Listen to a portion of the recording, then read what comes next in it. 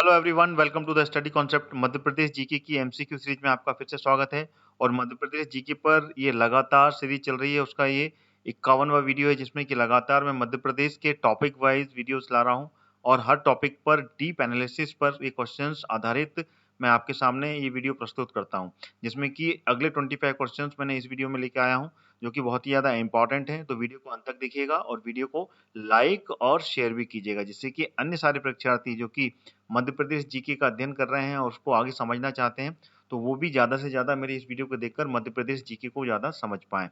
सारे एग्ज़ाम्स चाहे एमपीपीएससी हो, एमपीएसआई, कांस्टेबल या फिर व्यापम के जो भी एग्ज़ाम्स जिसमें कि मध्य प्रदेश जीके पूछा जाता है, उन सभी के लिए बेहद उपयोगी सीरीज़ है।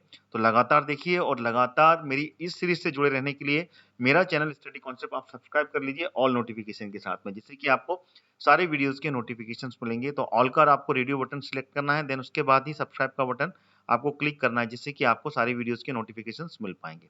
तो चलिए शुरू करता हूँ ये 51वां वीडियो, जिसमें कि अगले 25 क्वेश्चंस की डीप एनालिसिस मैंने आपके सामने लेके आया हूँ। तो वीडियो को अंत तक आप ज़रूर देखिएगा।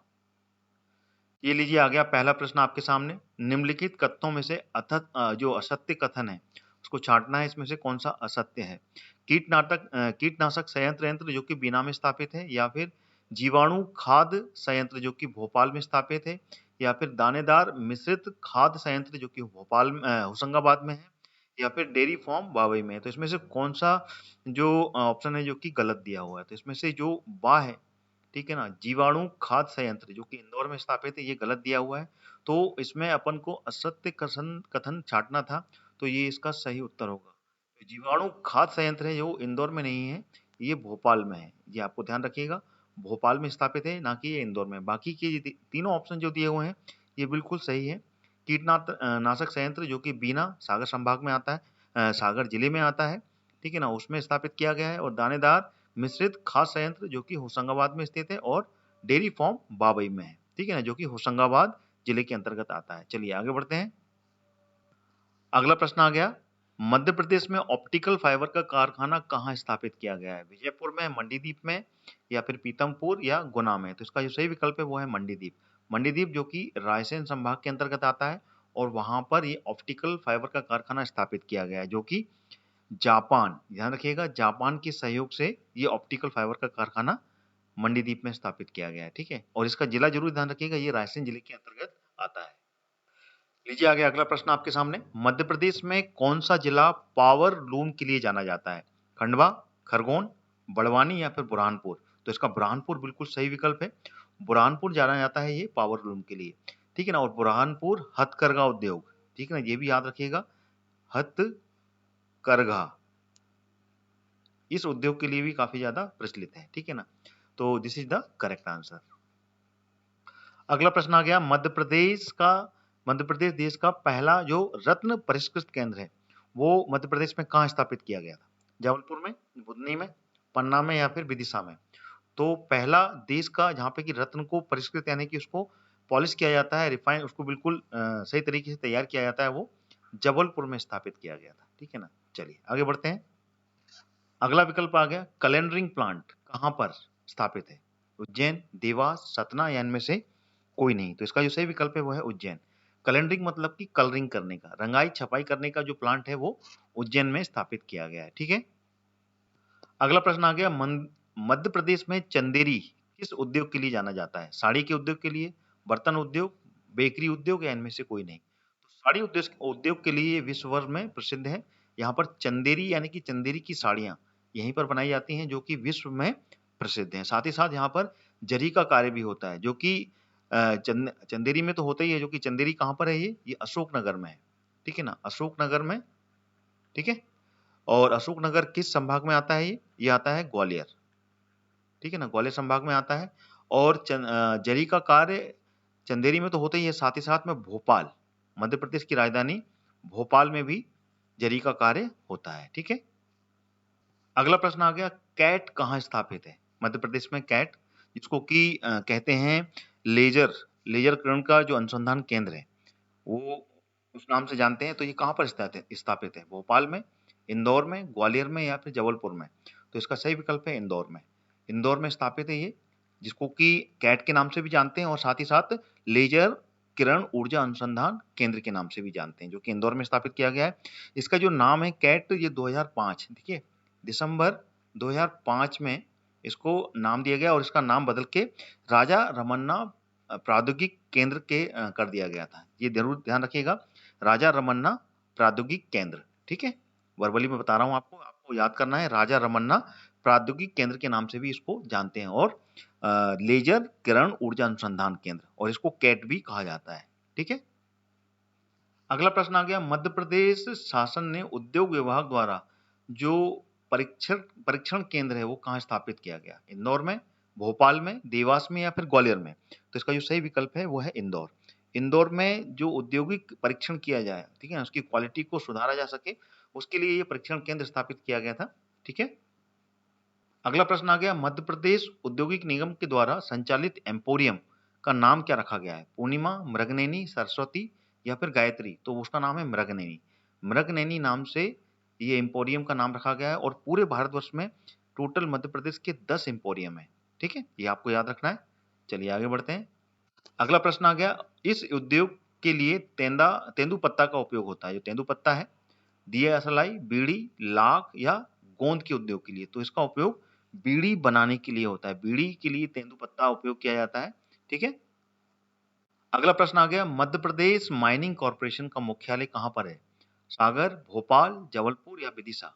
तो इसका जो हेडक्वार्टर है वो मध्य प्रदेश की राजधानी भोपाल में स्थित है, जो कि मध्य प्रदेश माइनिंग कॉर्पोरेशन का हेडक्वार्टर है। अच्छा, इसका जो मुख्य उद्देश्य होता है माइनिंग कॉर्पोरेशन का, वो होता है जितने भी मिनरल्स होते हैं जिनकी खोज की जाती है तथा उनका जो उत्खनन किया जाता है और जो भी व्यापार होता है, ठीक है, उसके लिए ये हेल्प करता है माइनिंग कॉर्पोरेशन, ठीक है। अगला प्रश्न आ गया, निम्नलिखित में से किस स्थान पर निजी क्षेत्र की पेपर मिल स्थापित की गई है? सागर, नेपानगर, होशंगाबाद या अमलई में? तो इसका सही विकल्प है अमलई में। अमलई जो है वहां पर निजी क्षेत्र की ये पेपर मिल स्थापित की गई है, और अमलई कहाँ पर है? ये है अनूपपुर में, ठीक है। यहाँ से की नर्मदा नदी का उद्गम स्थल है, साथ ही साथ सोन नदी का भी उद्गम स्थल है, और जोइला, 3 नदी का उद्गम स्थल यहाँ पे है। तो ये निजी मतलब कि प्राइवेट यहाँ पर पेपर मिल है, जिसका नाम है ओरिएंट पेपर मिल के नाम से जाना जाता है, ठीक है ना, वो यहाँ पर स्थापित की गई है। अगला प्रश्न आ गया 13वां, मध्य प्रदेश में औद्योगिक संवर्धन नीति कब बनी थी? 2003 में, 2004 में, 2005 में या फिर 2007 में? तो इसका जो सही विकल्प है वो है 2004। 2004 में मध्य प्रदेश में औद्योगिक संवर्धन नीति बनाई थी, और इसका जो उद्देश्य था वो था प्रदेश में जो भी उद्योग हैं, ठीक है ना, उसमें व्यापक तरीके से उसको प्रभावशाली बनाने का इसका मुख्य उद्देश्य रहा। अच्छा, इसमें संशोधन हुआ था 2007 में, ठीक है ना, ये भी याद रखना है। संशोधन किया गया था 2007 में, ठीक है।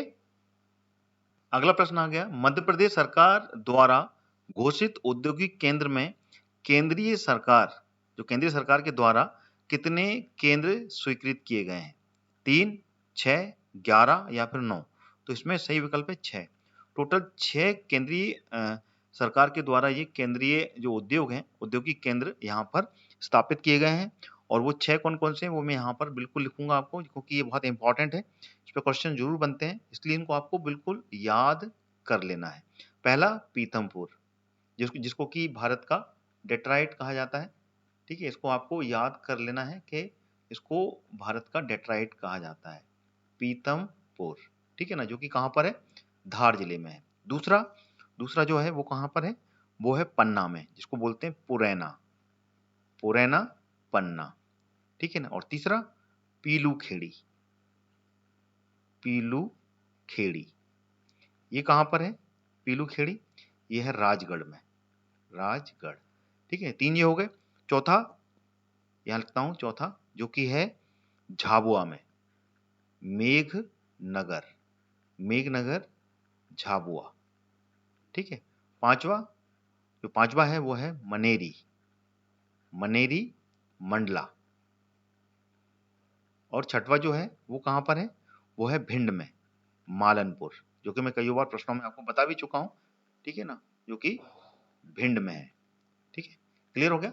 तो ये 6 औद्योगिक केंद्र जो कि केंद्र सरकार के सहयोग से मध्य प्रदेश में स्थापित किए गए हैं, ठीक है। चलिए आगे बढ़ते हैं।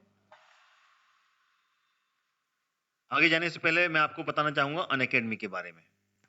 अगर आप एमपीपीएससी और एमपी पुलिस की तैयारी कर रहे हैं तो अनअकैडमी आपके लिए लाया है फ्री टेस्ट।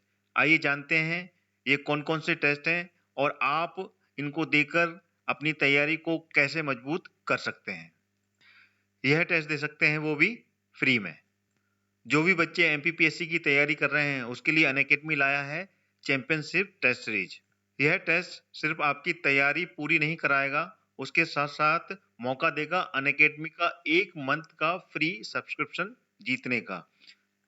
बस आपको टॉप 3 में आना है और किसी भी एग्जाम को पास करना है। जो बच्चे एमपी पुलिस और एमपी एसआई की तैयारी कर रहे हैं उनको भी निराश होने की जरूरत नहीं है। आपके लिए भी सिमिलर अपॉर्चुनिटी है।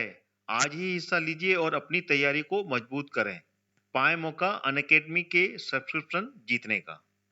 आइए अब जान लेते हैं अनअकैडमी के प्लस बैचेस के बारे में जो आपकी जरूरत के हिसाब से बिल्कुल परफेक्ट हैं। जी हाँ, अब अनअकैडमी के साथ अपने प्रिपरेशन की जरूरत के अनुसार बैच ज्वाइन कर सकते हैं और अपनी एमपीपीएससी प्रीलिम्स में सिलेक्शन पक्की कर सकते हैं। यह सारे बैचेस जल्द ही शुरू हो रहे हैं और अपनी प्रिपरेशन में आप जहां पर भी हैं वहां से आपको बहुत मदद करने वाले हैं। जो बच्चे एमपीपीएससी प्रीलिम्स 2020 की तैयारी कर रहे हैं ध्यान से सुनिए। आपकी तैयारी के लिए अनअकैडमी ने लॉन्च किया है अचीवर बैच, जिसमें आपको एमपीपीएससी का कंप्लीट मार्गदर्शन मिलेगा, वो भी एमपीपीएससी के टॉप एजुकेटर से। यह बैच 18 फरवरी से शुरू हो चुका है। अभी भी देरी नहीं हुई है, आज ही ज्वाइन करें। इस कोर्स का कोड मैंने अपने वीडियो के डिस्क्रिप्शन बॉक्स में डाल दिया है, वहां से आप क्लिक करके ज्वाइन कर सकते हैं। जो बच्चे एमपीपीएससी प्रीलिम्स एंड मेंस 2020 की तैयारी इंग्लिश मीडियम में कर रहे हैं वो ध्यान से सुनिए। आपकी तैयारी के लिए अनअकैडमी ने लॉन्च किया है फाउंडेशन बैच, जिसमें आपको एमपीपीएससी का कंप्लीट मार्गदर्शन मिलेगा, वो भी एमपीपीएससी के टॉप एजुकेटर से। यह बैच 18 फरवरी से शुरू हो चुका है, अभी भी देरी नहीं हुई है, इसे आप ज्वाइन कर सकते हैं। इसका भी लिंक मैंने वीडियो के डिस्क्रिप्शन बॉक्स में डाल दिया है, वहां से आप क्लिक करके इस कोर्स को ज्वाइन कर सकते हैं। जो बच्चे एमपीपीएससी प्रीलिम्स एंड मेंस 2020 की तैयारी हिंदी में कर रहे हैं वो भी ध्यान से सुनिए।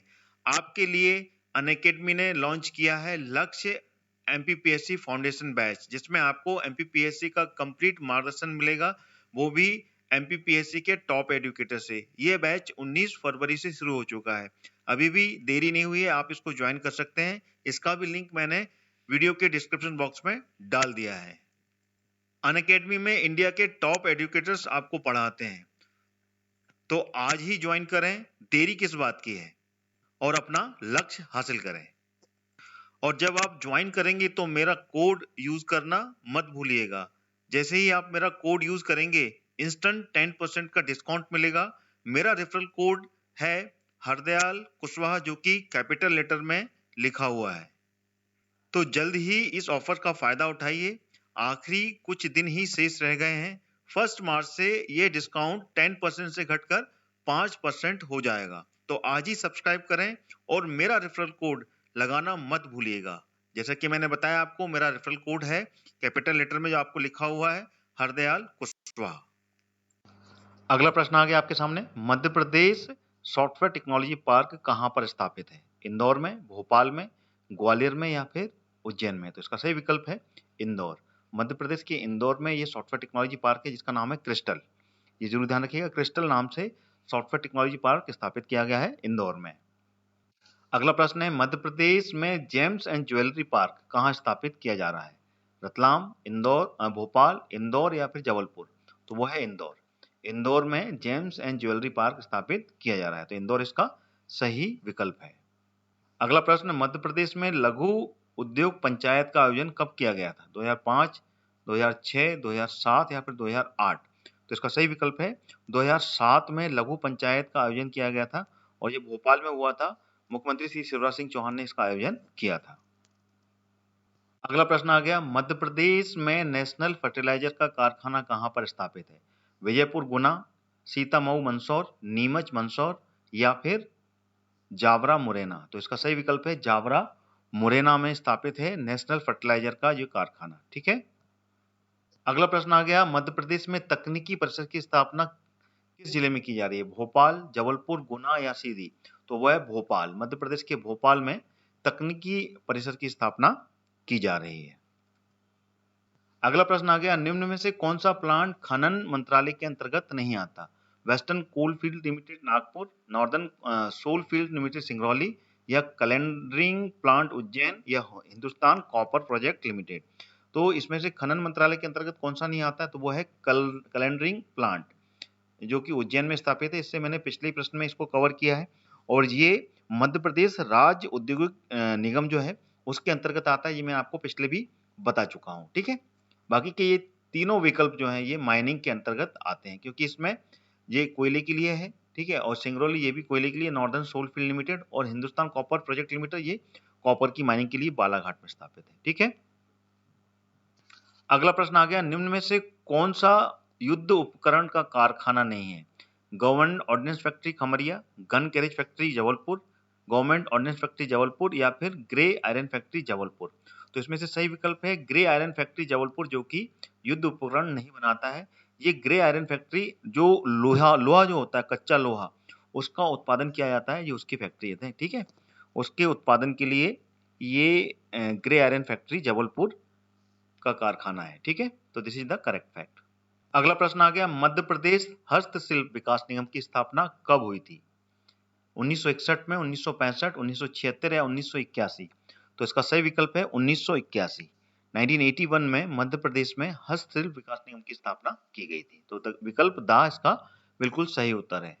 अगला प्रश्न आ गया, मध्य प्रदेश में एचएमटी का कारखाना किस जिले में है? इंदौर, बैतूल, भोपाल या फिर इनमें से कोई नहीं? तो इसका सही विकल्प है दा, इनमें से कोई नहीं। ये जो कारखाना एचएमटी का है ये है दतिया में, ना कि इनमें से किसी विकल्प में है। दतिया में स्थित है, और बैतूल में भी एकमात्र घड़ी का कारखाना है बैतूल जिले में, ठीक है ना, यहाँ पे भी घड़ी उद्योग है, और एचएमटी का कारखाना दतिया में स्थापित है, ठीक है। अगला प्रश्न आ गया, मध्य प्रदेश में इंजन वाल्व बनाए जाते हैं कहाँ पर? भोपाल में, नीमच में, इंदौर में या फिर ग्वालियर में? तो इसका सही विकल्प है भोपाल में। मध्य प्रदेश के भोपाल में, ठीक है ना, रेलवे इंजन जो होते हैं उनके इंजन के वाल्व यहाँ पर बनाए जाते हैं। अगला प्रश्न आ गया 25वां और इस वीडियो का आखिरी प्रश्न है, और इसमें पूछा है मध्य प्रदेश वस्त्र उद्योग निगम की स्थापना कब की गई थी? 1961 में, 1965 में, 1970 में या फिर 1981 में? तो इसका सही विकल्प है 1970 में मध्य प्रदेश वस्त्र उद्योग निगम की स्थापना की गई थी, और इसका मुख्यालय कहाँ पर है? ये है इंदौर में, ठीक है ना। और इस वस्त्र उद्योग निगम की स्थापना जो कपड़ा होता है, कपड़े मिलों का संचालन करने के लिए इस निगम की स्थापना की गई थी, ठीक है। तो ये थे टोटल 25 क्वेश्चंस जो कि मैंने आपके सामने मध्य प्रदेश जीके पर रखे। वीडियो कैसा लगा, क्वेश्चंस कैसे लगे, कमेंट कीजिए। आपके कमेंट मेरे लिए बहुत ही ज्यादा इंपॉर्टेंट है। साथ ही साथ वीडियो को ज्यादा से ज्यादा लाइक और शेयर भी कीजिए, जिससे कि अन्य सारे परीक्षार्थी भी इस वीडियो को देखकर मध्य प्रदेश जीके की ज्यादा से ज्यादा कवर कर पाए। और लगातार मेरी इस सीरीज से जुड़े रहिए। मेरा चैनल स्टडी कॉन्सेप्ट आप सब्सक्राइब कर लीजिए ऑल नोटिफिकेशन के साथ में। ध्यान रहे ऑल का रेडियो बटन आपको क्लिक करना है, उसके बाद में सब्सक्राइब का बटन क्लिक करना है, जिससे कि आपको सारे वीडियोस के नोटिफिकेशन मिलेंगे और लगातार सारी वीडियोस देख पाएंगे। तो इसी के साथ में मैं अपना एमपीजीके का ये वाला पार्ट यहीं खत्म करता हूँ। कल फिर आपको अगला पार्ट मिलने वाला है, तब तक ट्यून करके रखिए मेरा चैनल स्टडी कॉन्सेप्ट। वो सारे videos static GK, current affairs और वो सारे टॉपिक की जीके आप बिल्कुल मेरे चैनल के माध्यम से कवर कर सकते हैं, जो कि आप पढ़ना चाहते हैं, चाहे एमपीपीएससी हो या फिर मध्य प्रदेश का कोई भी एग्जाम जहाँ पे कि जीके का पार्ट पूछा जाता है। You will get everything in my study concept channel. तो टिल देन मेरा यही वीडियो समाप्त होता है। अगला वीडियो फिर लेके हाजिर होऊंगा। जय हिंद, जय भारत।